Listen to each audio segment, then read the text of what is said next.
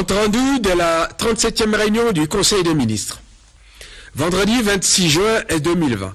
C'est en ce jour que s'est tenue par vidéoconférence la 37e réunion du Conseil des ministres sous la présidence de son Excellence M. Félix-Antoine Tshisekedi Tshilombo, président de la République, chef de l'État. L'ordre du jour y relatif comportait 5 points, à savoir 1. Communication de son Excellence, M. le Président de la République, chef de l'État. 2. Points d'information. 3. Approbation d'un relevé des décisions du Conseil des ministres. 4. Examen et adoption des dossiers. 5. Examen et adoption des projets de texte. 1. De la communication de son Excellence, Monsieur le Président de la République.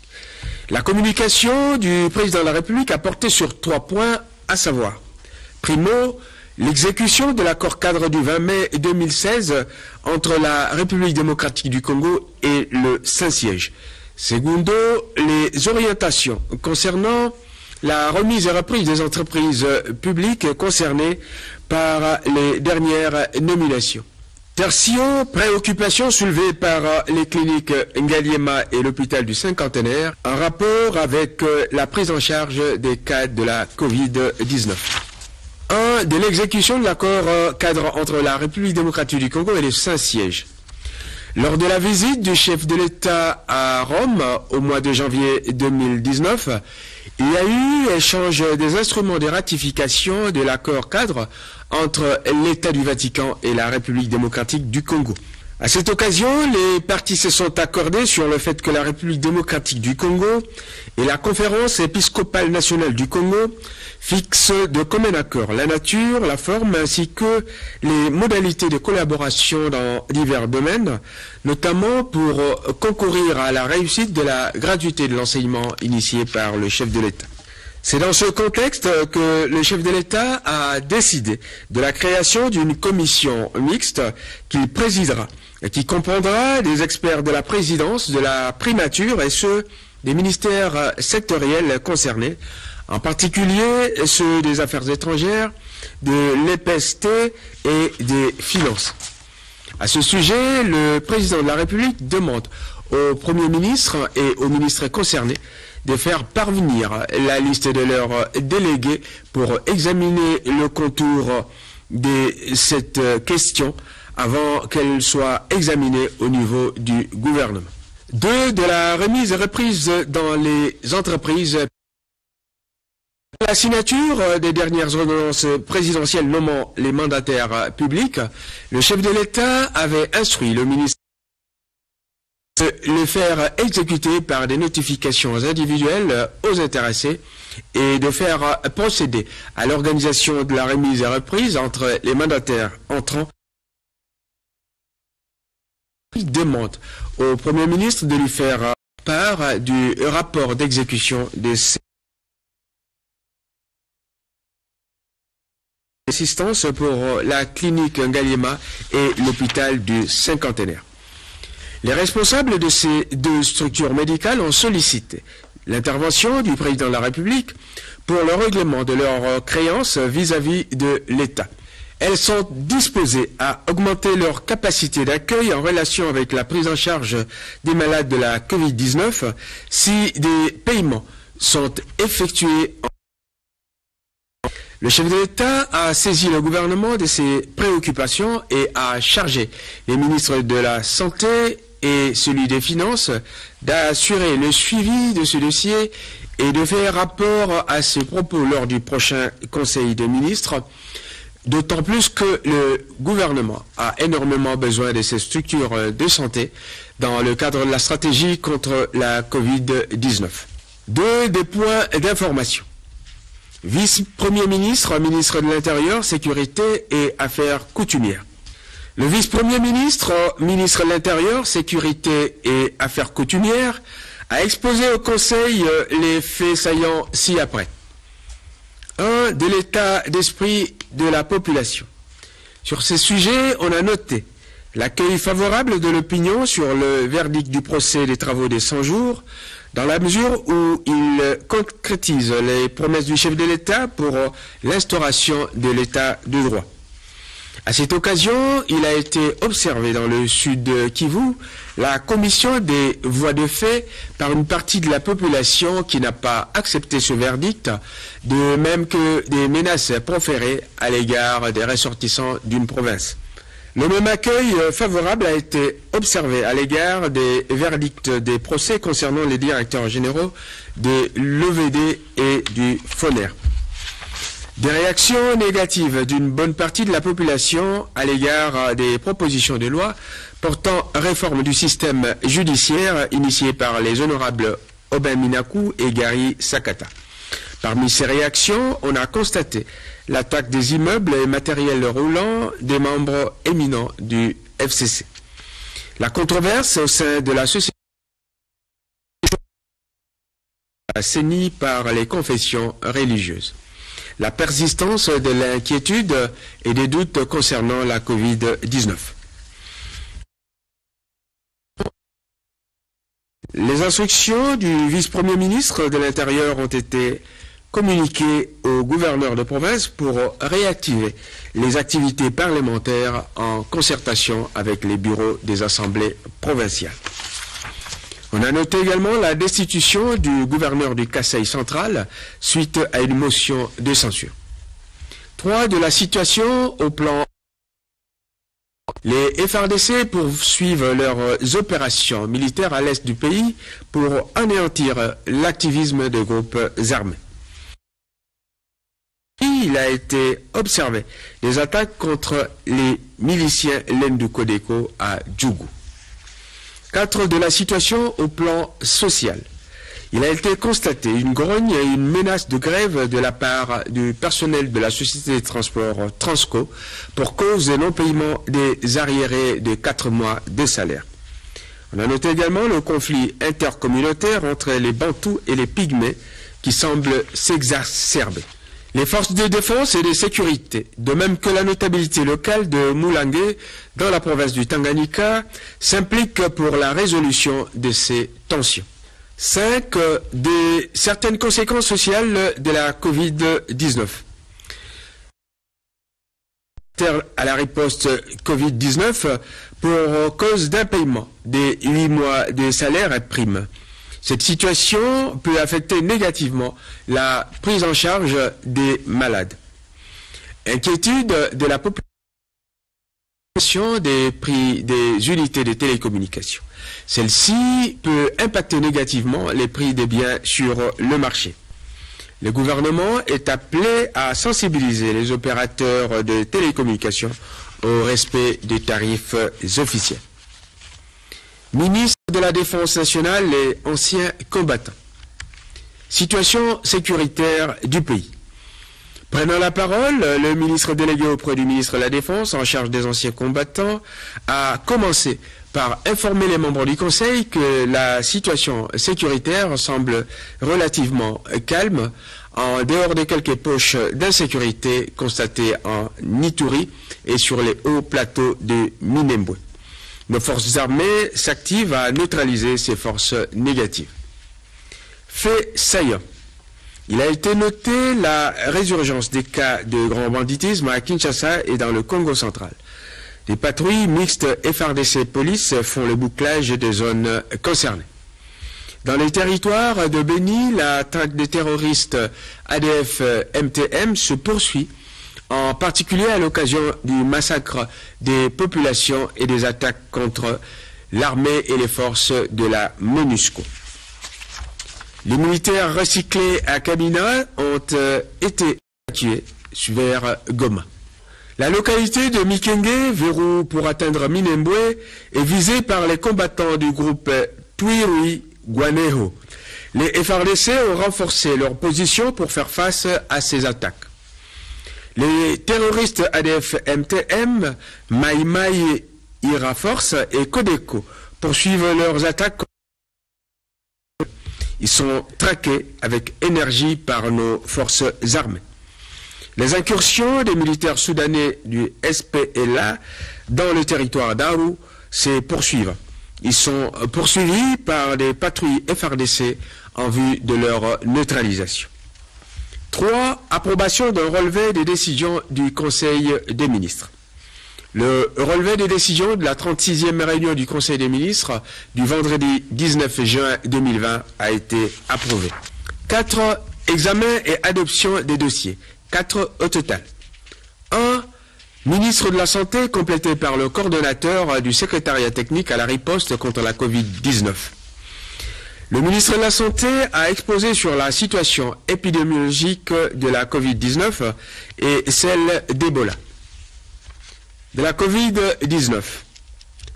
Situation épidémiologique au 24 juin 2020. Depuis le début de l'épidémie déclarée le 10 mars 2020, la situation est celle-ci. Cumul des cas, 6411. Personnes décédées, 142. Personnes guéries, 870. Localisation des provinces touchées. Ce sont les provinces de Kinshasa, Congo central, Haut-Katanga, Sud-Kivu, Nord-Kivu, Chopo, Kwilu, Équateur et Ituri. Les points saillants. Le déconfinement progressif de la commune de Gombe a été fixé au 29 juin 2020, moyennant des recommandations strictes.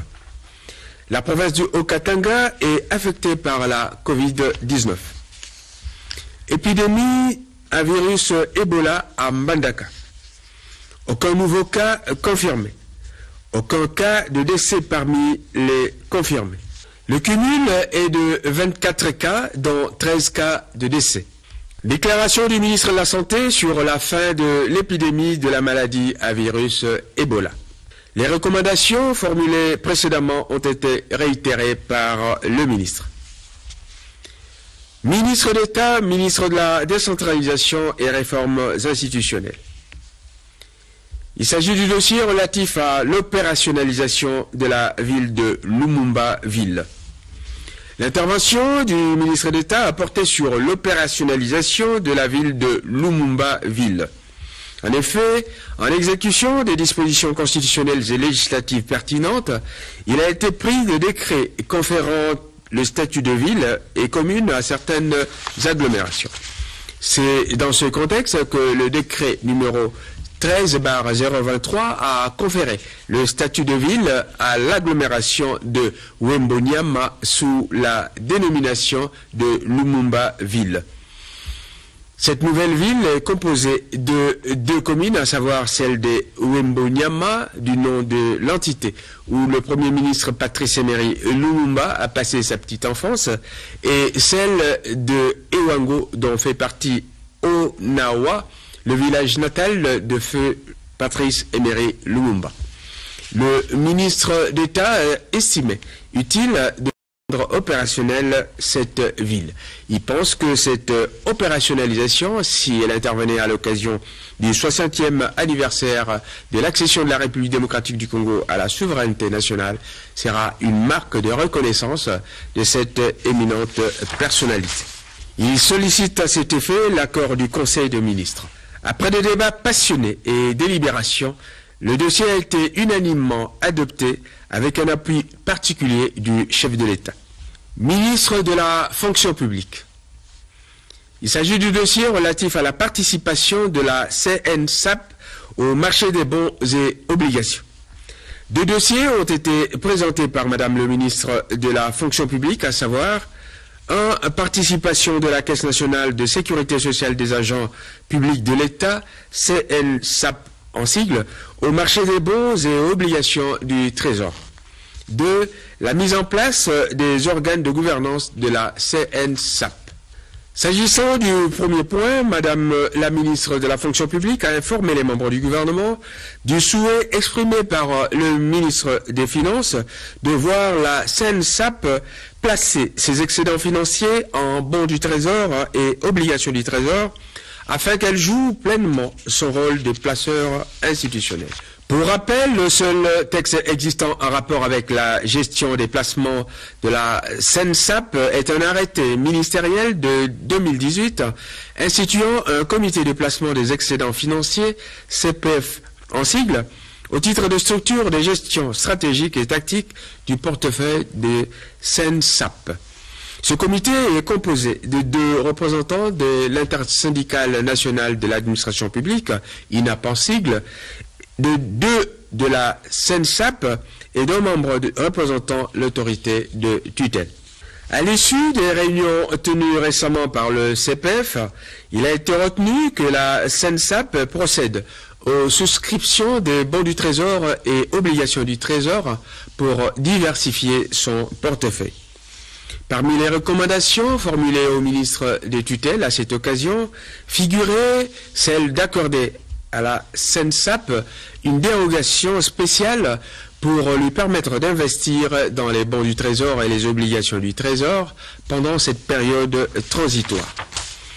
Madame la ministre de la fonction publique a sollicité du Conseil des ministres l'autorisation de modifier l'arrêté numéro 29-ME-MIN-FP-2018 du 16 mars 2018 pour donner à la SENSAP la possibilité de participer au marché des titres publics et de jouer ainsi son rôle d'investisseur institutionnel. Après débat et délibérations, le Conseil a adopté ce dossier. À propos du second point, il a été constaté que la SENSAP fonctionne sans organe attitré. Il est donc impérieux, d'après Madame la ministre de la fonction publique, d'accélérer la mise en place des organes de gouvernance au sein de la SENSAP. Après débats et délibérations, le Conseil a adopté ce dossier. Ministre des Finances. Calendrier pour la mise en vigueur des accords des projets Banque mondiale. Le traitement de ce dossier a été reporté à la prochaine réunion du Conseil des ministres. Examen et adoption des projets de texte. 1. Vice-premier ministre, ministre de la Justice et garde des Sceaux.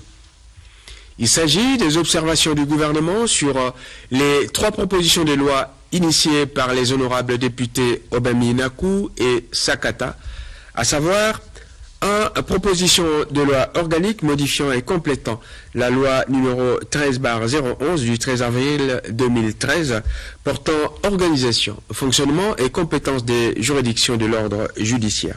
2. Proposition de loi organique modifiant et complétant la loi numéro 06/20 du 10 octobre 2006 portant statut des magistrats tel que modifié et complété par la loi organique numéro 15/014 du 1er août 2015. 3. Proposition de loi modifiant et complétant la loi numéro 08/013 du 5 août 2008 portant organisation et fonctionnement du Conseil supérieur de la magistrature. Le Conseil des ministres a commencé par examiner les observations formulées au niveau de la Commission interministérielle permanente des lois et textes réglementaires sur les 3 propositions de loi initiées par les honorables Obami Nakou et Gary Sakata et transmis au gouvernement pour observations éventuelles conformément à l'article 130 alinéa 3 de la Constitution. Après avoir été informé au cours du débat que l'Assemblée nationale était déjà en possession des observations du gouvernement sur ces propositions de loi depuis le 18 juin 2020, à l'initiative personnelle du vice-premier ministre, ministre de la Justice et garde des Sceaux, le Conseil des ministres a jugé inopportune de poursuivre l'examen de cette question, laissant la procédure parlementaire en cours se poursuivre à l'Assemblée nationale. Ministre de l'économie nationale. Madame la ministre de l'économie a exposé sur 2 projets d'arrêté ministériels.